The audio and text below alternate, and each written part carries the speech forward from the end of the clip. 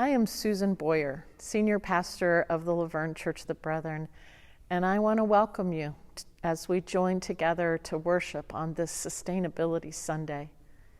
Our preacher today is Dr. Jay Jones, Professor Emeritus of Biology and Biochemistry at the University of Laverne. Dr. Jones cares deeply about sustainability from the molecular level to the ecosystem level. Plus, he's a wonderful human being. I'm just so delighted that he will be building our awareness today. Joining together in this virtual space is such a gift. However, we don't know who you are unless you tell us. We would love to connect with you, to be community for you. You can let us know who you are by filling out the connection card on our website at lavernecob.org and clicking on the Connect tab. We are currently in a discernment process of envisioning future pastoral leadership. Your input is very much needed. Focus groups have been scheduled. In-person focus groups are happening here at the church and at Hillcrest Retirement Community. There's also an option for a Zoom focus group. An email went out inviting you to sign up for one of the focus groups. Please check your spam folder if you didn't see it. If you did not receive that email and it's not in your spam folder, please email the church at office@lavernecob.org and let us know. Please don't wait any longer. It's important to join a focus group because your input is important to the future decisions this congregation makes. This coming Saturday, April 30 at 10:30 a.m., we will be remembering and celebrating the life of Shirley Welch. Shirley was a longtime member of this congregation. Her family would be deeply honored to have you join them in honoring her life. Now let us continue in a spirit of worship as we celebrate the beauty of God's earth and build awareness on how we can change our practices to sustain that beauty.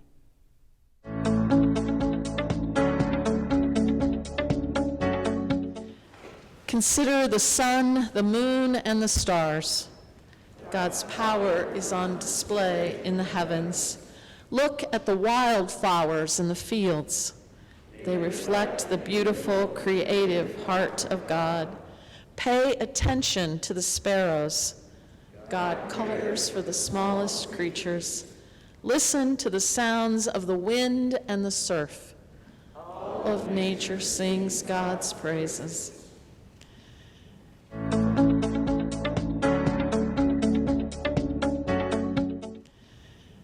For our invocation today, I will share a prayer written by Walter Rauschenbusch, who was a key figure in the social gospel movement of the last century. Will you pray with me? Oh God, we thank you for this earth, our home, for the wide sky and the blessed sun, for the oceans and streams, for the towering hills and the whispering wind, for the trees and green grass. We thank you for our senses, by which we hear the songs of birds and see the splendor of fields of golden wheat and taste autumn's fruit, rejoice in the feel of snow, and smell the breath of spring flowers. Grant us a heart open wide to all this beauty, and save us from being so blind that we pass unseeing when even the common thorn bush is aflame with your glory. Amen.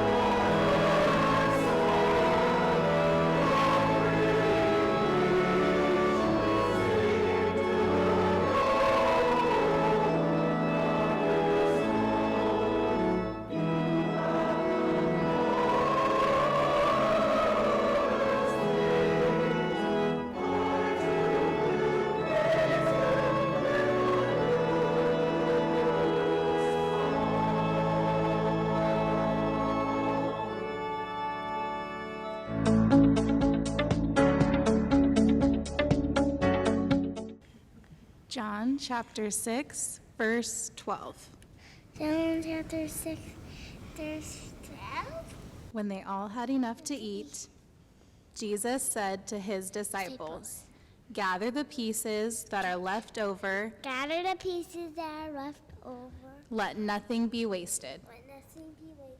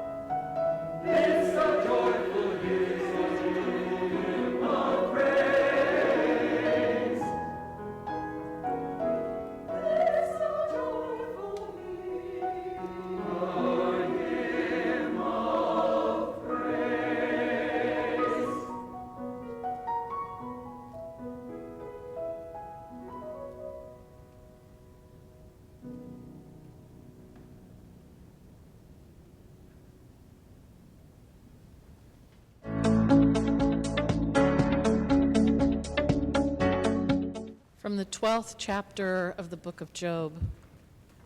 Ask the animals, and they will teach you, the birds of the air, and they will tell you. Ask the plants of the earth, and they will teach you, and the fish of the sea will declare to you. Who among all these does not know that what the hand of the Lord has done? In God's hand is the life of every living thing, and the breath of every human being.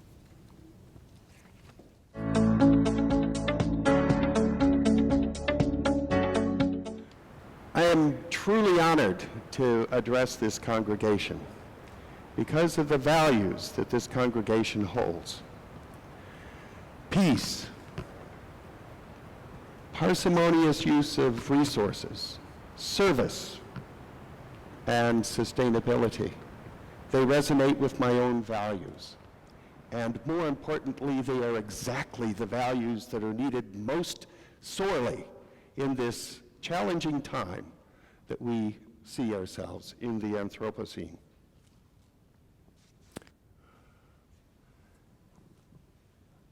Two score and 12 years ago, Robert Muir, who many of you know, addressed this group and brought with him Paul Ehrlich. Paul Ehrlich, with his wife, wrote a book called The Population Bomb. And he echoed the views of Thomas Malthus, who in the year 1798 published a seminal document that warned of the increase in population being outstripping the ability of the earth to provide the resources for them. He predicted poverty.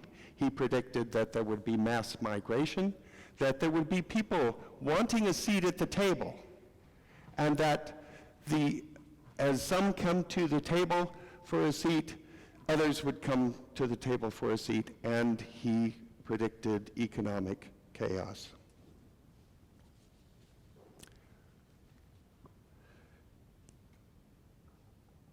The population at that time was about 1 billion. Today, it is almost 8 billion. And there are almost 1 billion people that are starting to knock on the door for a seat at the table.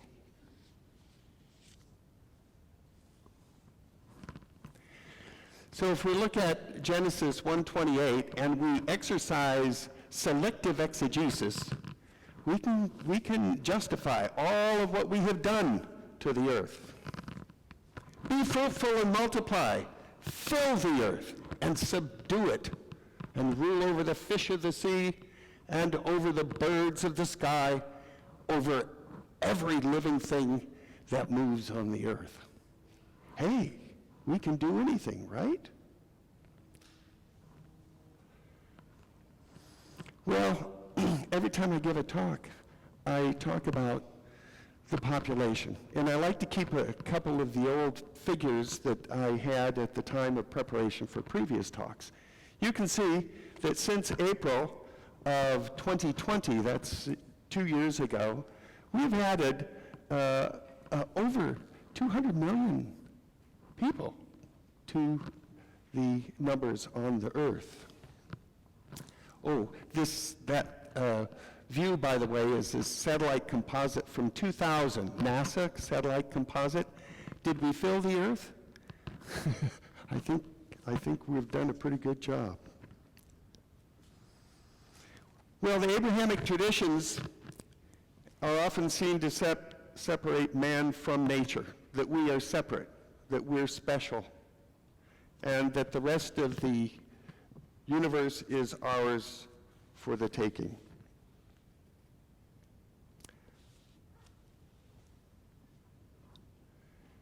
Not only does the Abrahamic tradition give us that theological basis, but it also is augmented by the cocoons that we find ourselves in.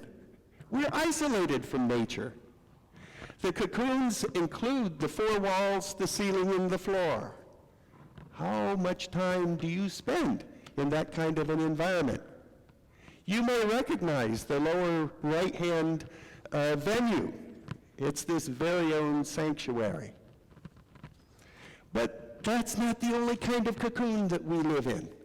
We live in a cocoon that is involved in our technology. How much time do we spend with these things? How much time do our children spend with these things? Because it is convenient.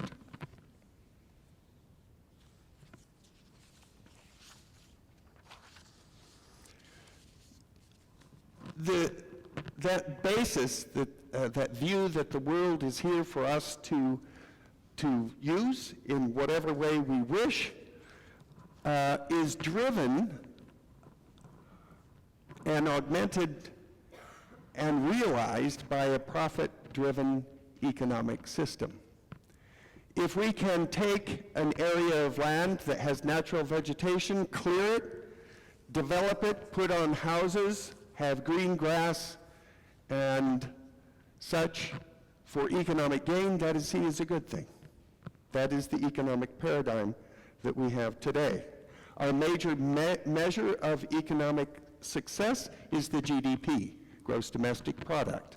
The GDP relies on two things, increase in population and increase in consumption, both of which are devastating with regard to the impact on the environment. We exceeded the ability of the earth to provide the resources for human beings in 1970. It's like having a checking account, and that checking account is getting lower and lower and lower. And sometime a check is going to bounce. And for many people in the world, a check is already bouncing. We have to change the paradigm.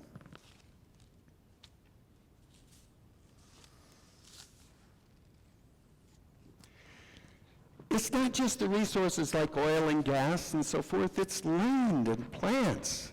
Just that we don't necessarily value, but we push aside so that we can develop other things. Mining, the Sudbury mining district that gets nickel that we need so sorely for many different types of things. The Athabasca tar sands, I can't help but talk about those every time I speak because I've seen it with my eyes and it's an absolute environmental disaster. We rip out natural vegetation, put in crops, monocrops. We spray them with chemicals to give a maximum of productivity for the period of time that we are concerned. We handle our trash very poorly on a global basis, and we are piling up modern pyramids. You've seen them. Modern day pyramids, not with carcasses in them, but they're popping up everywhere. This is the Athabasca tar sands. How long do you think it'll take to restore that? It is the bitumen from here that was going to be piped down to Houston in order to be refined. It's the XL Keystone pipeline that many have been protesting. We have essentially transformed the earth, the land, and the water.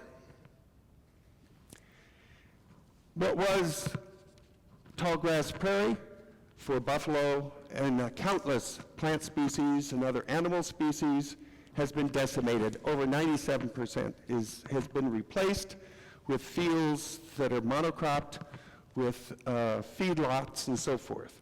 The green arrows there are feedlots. In the lower right-hand corner, what you're seeing are the skulls and bones of the 60 million plus bison that were exterminated in the late part of the 19th century to a population of only about 500. And now we've restored it to a paltry about 30,000 that are actually in a wild environment in parks and such. This is what our tallgrass prairie looks like now.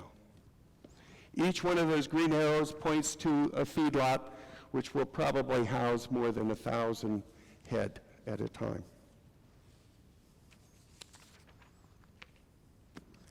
"70% of all birds in the world are poultry." 70%. Only 30% of the birds in the world are actually wild. There are a number of reasons for that, but one is monocropping. When you only have one crop and it covers hundreds of acres, lots of food sources are gone. The insects go away because they don't have the diversity to support the diverse array of insects. The pesticides that are used in massive quantities. I drove all the way across the United States from here to Indiana. I didn't have to clean my windshield once. When I was a kid, we had to clean our windshield every time we filled the car with gas. This is just a map showing the number of birds. The dark purple is in excess of 1 billion birds.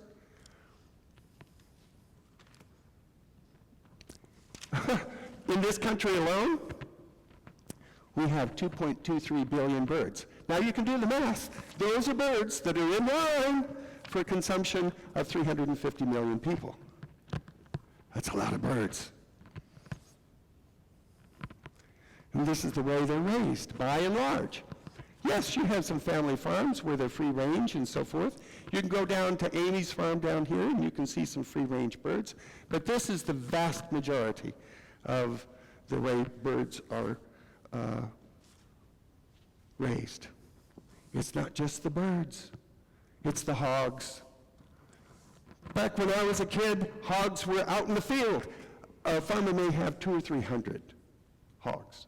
They lived in A-frames, and they were able to roam around, wallow in the mud, etc. This is the way they're housed now.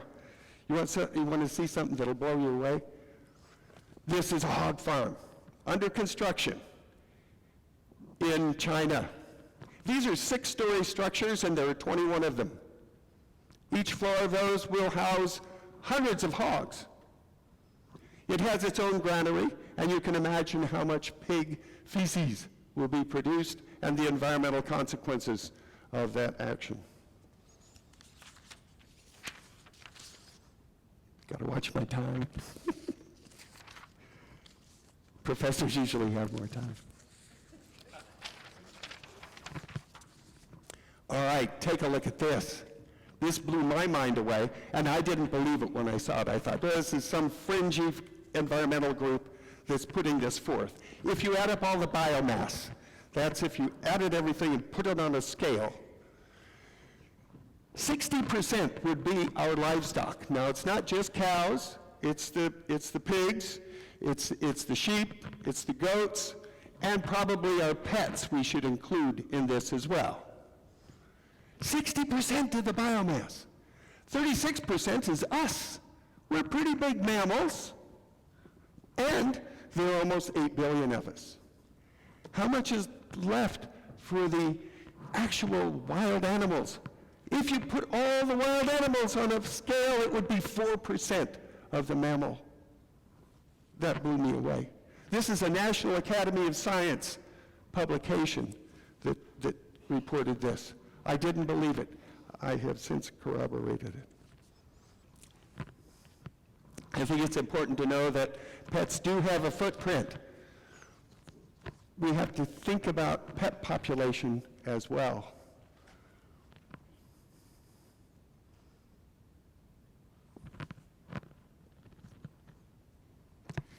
Deltas are being destroyed because you limit the amount of sediment that goes to them.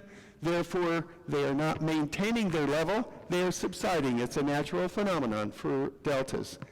That, coupled with sea rise, means that we're going to lose some of the most productive areas of the world. 10 years ago, I noticed that shrimp stopped being varied in size when you would buy shrimp. They're all the same size. Why? Because they're raised as a cohort in enclosures like this.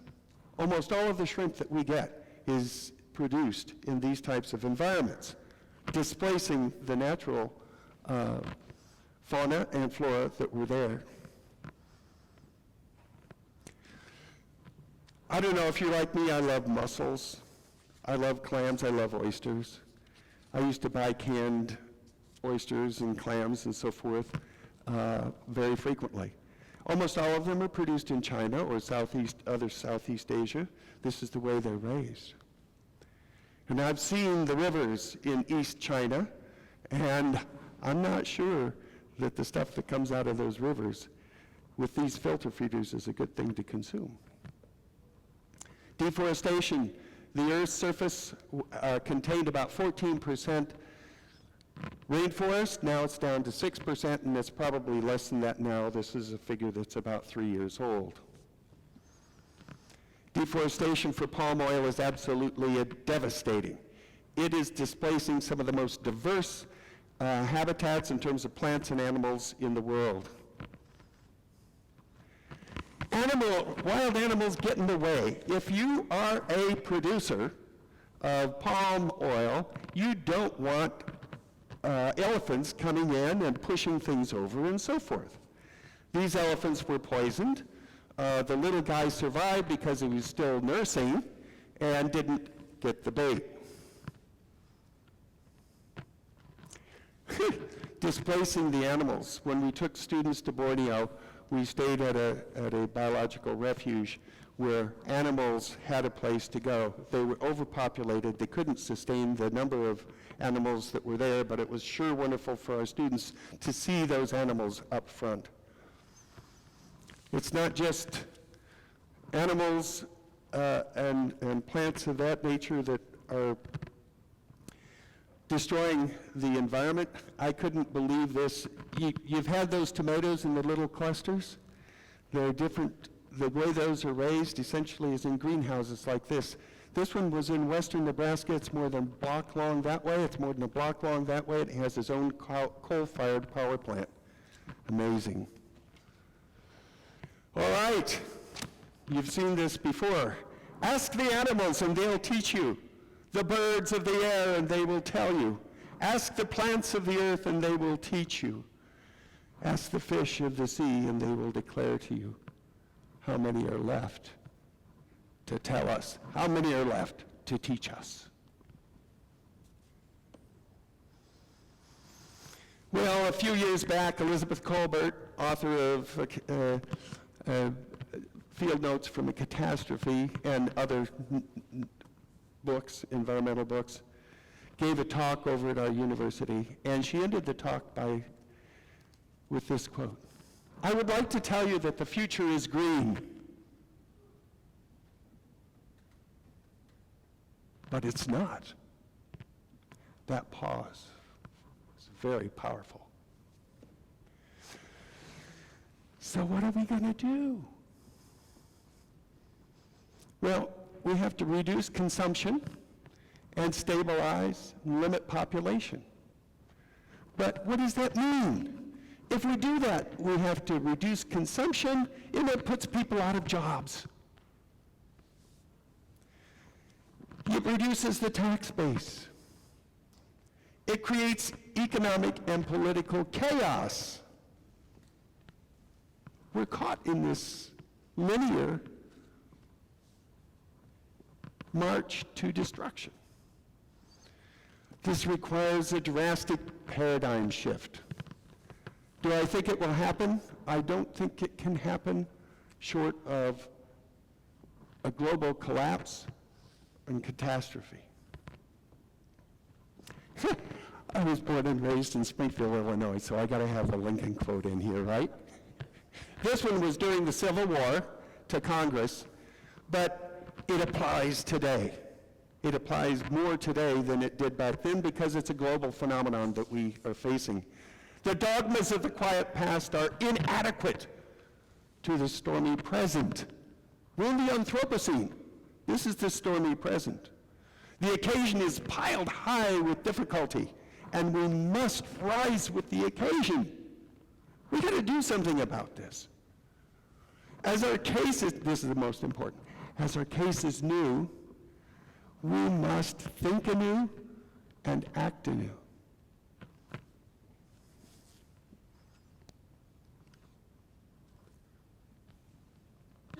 I'm running out of time. What about, yeah, we are. What do we value most? Is it wealth, the stuff we own, power, fame, beauty, or is it health, happiness, and the well-being and justice for all?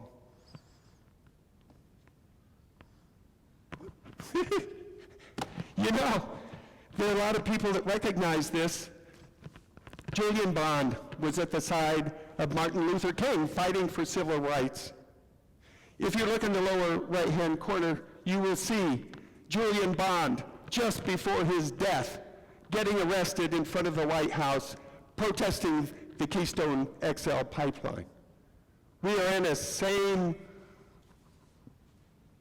moral crisis that we see back in the March for Civil Rights. But the community is the refugium, and this is why you are the answer. You are starting gardens. You have the right values and so forth to reduce consumption, to provide support for the community, to help each other through these difficult times as they become more challenging. Patronize local institutions. There's no co-op grocery here, but that's too bad. Let's go ahead and skip this one. Let's go back to that. Gather the pieces that are left. Let nothing be wasted. Well, how many things get pushed back in your refrigerator? Pay more attention. Some waste is inevitable. And there are good steps being taken. You don't have to worry so much about sending your waste to the landfill. Malnutrition, 3 billion people worldwide.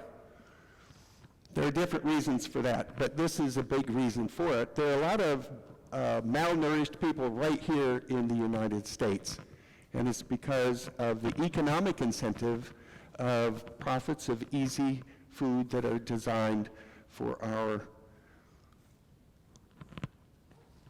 ingrained, genetically selected preferences.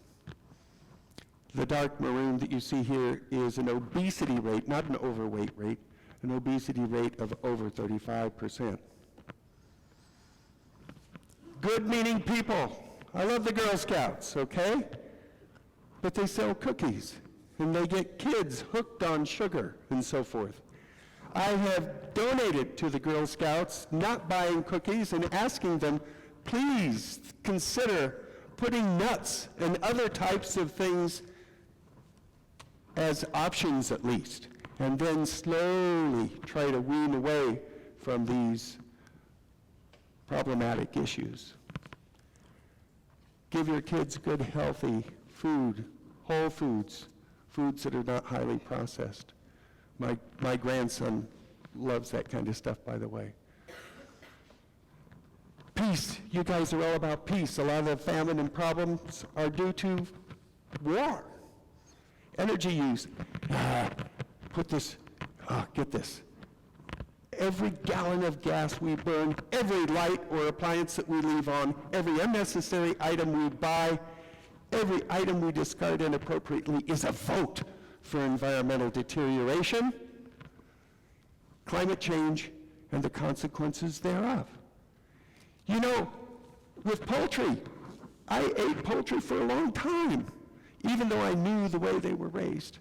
When I read Jonathan Safran Foer's book, he had that phrase in there. Now that you know how they're raised, every time you consume them, it is a vote for that practice. I damn well am not going to vote for that kind of a practice. I damn well am not going to do these if I can avoid it at all. Let's go through these quickly. Well, you know, I get an electric vehicle, but I need space, you know. I carry things, and I have a family of 5. I really need it. I don't know, do we really need it? Patronize local farms, Amy's Farm. By the way, those are not staged, those are real pictures. And we saw that, you know, these scooters with 5, 6 people on them in Vietnam. Have your own garden. If you have a lawn, get rid of the lawn. Put it in your front yard. Let the grass go brown. But that's the kind of food that you get. That's from July of my garden. Yeah, and there are other reasons to care about sustainability. It's the next generations. It's the kids that were sitting on the floor here. Better nutrition. Give away what you don't use yourself. And palm oil. Look at labels. I'm almost done. Look at labels. Palm oil is in just about everything. Just don't buy it because it's a vote for the deforestation of Borneo, Madagascar, the Congo, Costa Rica, and such. It's almost in every popcorn, microwave popcorn. Don't buy microwave popcorn. You see the thing bottom in the middle? I'll show it to you up front. It's down in the bottom because it doesn't make much profit. It's only a plastic bag. That's all the packaging. Use an air popcorn popper. Use the one on the right, the one on the left. The top keeps falling off. You can choose the oil. You don't have to use palm oil. You don't have to use partially hydrogenated soybean oil, which has trans fat. Choose it. Toasted sesame.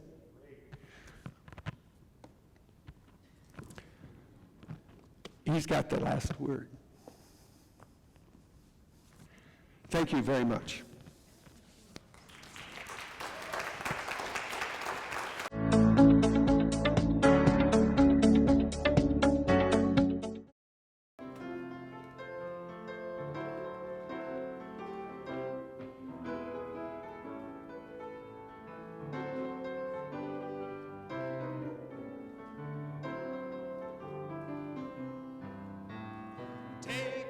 Take off your shoes. You're standing on my holy ground. Take off your shoes. You're standing on my holy ground. The earth is the Lord's and the fullness thereof, from the waters beneath to the heavens above. So take off your shoes. You're standing on my holy ground. You're standing on my holy ground. On the 8th day of creation, well, the Lord looked around at the power plants and freeways and the trash on the ground. Plantations growing rubber where the grain should be high. You couldn't see the sun for all the smog in the sky. Well, kids, you really filled the earth and then you subdued it. But there's nothing in my book that says you gotta pollute it. So take off your shoes. You're standing on my holy ground. Take off your shoes. You're standing on my holy ground. The earth is the Lord's and the fullness thereof, from the waters beneath to the heavens above. So take off your shoes. You're standing on my holy ground. You're standing on my holy ground. You're heating up the planet with your greenhouse effect. You're killing off the oceans 'cause you've got no respect for what your fluorocarbons do to air, sea, and land. What part of global warming do you not understand? Yeah, well, this commodity we're all fighting for. It's time to learn the sanity that less is more. So take off your shoes. You're standing on my holy ground. Take off your shoes. You're standing on my holy ground. The earth is the Lord's and the fullness thereof, from the waters beneath to the heavens above. So take off your shoes. You're standing on my holy ground. You're standing on my holy ground.